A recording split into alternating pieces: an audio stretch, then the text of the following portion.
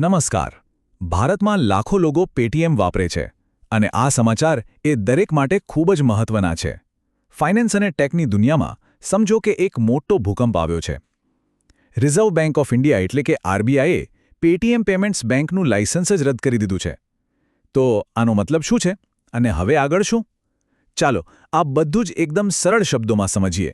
આ સમાચાર સાંભળતાની સાથે જ મનમાં જે પહેલો અને સૌથી મોટો સવાલ આવે છે એ છે કે શું હવે પેટીએમ એપ નકામી થઈ ગઈ? ચાલો સૌથી પહેલા આ જ ડર અને ચિંતાને દૂર કરીએ. ઓકે, આ સ્ક્રીન પર ખાસ ધ્યાન આપજો. આ જ બધી ગૂંચવણ દૂર કરી દેશે. જુઓ, અહીં બે અલગ અલગ વસ્તુઓ છે અને આ સમજવું ખૂબ જ જરૂરી છે. એક છે પેટીએમ યુપીઆઈ એપ, જે ડાબી બાજુ દેખાય છે. એ એકદમ સેફ છે, ચાલુ છે અને ચાલુ જ રહેશે. આ એ જ એપ છે જેનો ઉપયોગ આપણે બધા સ્કેન કરીને પેમેન્ટ કરવા, રિચાર્જ કરવા માટે કરીએ છીએ, બરાબર? હવે જમણી બાજુ જુઓ, એ છે પેટીએમ પેમેન્ટ્સ બેંક. આ એક આખી અલગ કંપની હતી, એક બેન્કિંગ સંસ્થા હતી અને આરબીઆઈએ આનું લાયસન્સ રદ કર્યું છે. તો ટૂંકમાં કહીએ તો એપ ચાલુ છે, બેંક બંધ થઈ ગઈ છે. બસ આટલું જ યાદ રાખવાનું છે. તો હવે જ્યારે આપણી મુખ્ય ચિંતા દૂર થઈ ગઈ છે તો સવાલ એ થાય છે કે આરબીઆઈએ આટલું મોટું અને કડક પગલું ભર્યું શા માટે? ચાલો સમજીએ. આ કોઈ એક ભૂલનું પરિણામ નથી, પણ ઘણી બધી ગંભીર ખામીઓનું લિસ્ટ છે. આરબીઆઈને તપાસમાં જે મળ્યું એ ખરેખર ચિંતાજનક હતું. જેમ કે નિયમોનું વારંવાર ઉલ્લંઘન થતું હતું, કેવાયસી એટલે કે ગ્રાહકની ઓળખ પ્રક્રિયામાં મોટી ગડબડ હતી, અને એટલું જ નહીં, મની લોન્ડરિંગ અને છેતરપિંડી જેવી ગેરકાયદેસર પ્રવૃત્તિઓ થવાની પણ પૂરી શક્યતા દેખાઈ. આ બધા કારણો ભેગા થયા અને આરબીઆઈને આકરા પગલાં લેવાની ફરજ પડી. હવે અહીં કેવાયસી શબ્દ વારંવાર આવ્યો તો સવાલ થાય કે આ કેવાયસી છે શું? કેવાયસીનું ફૂલ ફોર્મ છે નો યોર કસ્ટમર, એટલે કે તમારા ગ્રાહકને જાણો. આ એક ફરજિયાત પ્રક્રિયા છે જેના દ્વારા બેંકો એ પાકું કરે છે કે તેમના ગ્રાહકો કોણ છે, જેથી કોઈપણ પ્રકારની નાણાકીય છેતરપિંડી કે ગેરરીતિને રોકી શકાય. અને પેટીએમ પેમેન્ટ્સ બેંકની સૌથી મોટી ભૂલ અહીં જ પકડાઈ. આરબીઆઈની તપાસમાં શું બહાર આવ્યું ખબર છે? કે એક જ પેન નંબર પર હજારોની સંખ્યામાં ખાતા ખોલવામાં આવ્યા હતા.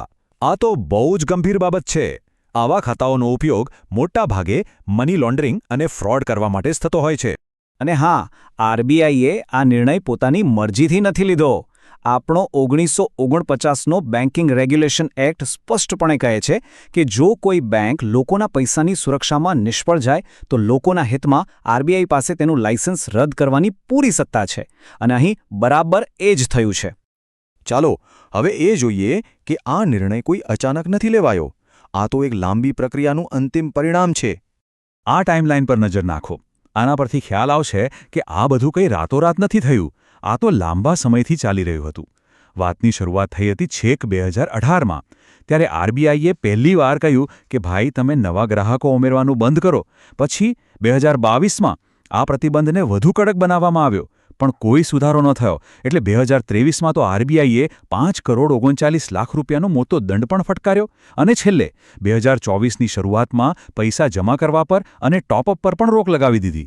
મતલબ આટલી બધી ચેતવણીઓ, આટલી બધી તક, પણ જ્યારે કોઈ જ સુધારો ન દેખાયો ત્યારે આરબીઆઈ પાસે લાયસન્સ રદ કરવા સિવાય બીજો કોઈ રસ્તો જ નહોતો બચ્યો. તો આ બધી વાતોની સામાન્ય વપરાશકર્તા પર શું અસર થશે? અને સૌથી અગત્યનું કે હવે કરવું શું જોઈએ? આ એક આંકડો બધું જ કહી દે છે. 0. હવે પેટીએમ પેમેન્ટ્સ બેંકના ખાતામાં કે વોલેટમાં 0 રૂપિયા, એટલે કે એક પણ નવો રૂપિયો જમા નહીં કરી શકાય.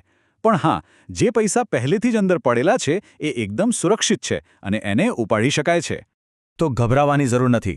ચાલો જોઈએ કે હવે કયા 3 સરળ પણ જરૂરી પગલાં લેવાના છે.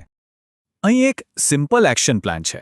સૌથી પહેલું કામ, સ્ટેપ 1, પેટીએમ પેમેન્ટ્સ બેંકના વોલેટમાં કે ખાતામાં જો કોઈ બેલેન્સ પડ્યું હોય તો એને તરત જ બીજા કોઈ બેંક ખાતામાં ટ્રાન્સફર કરી દેવું.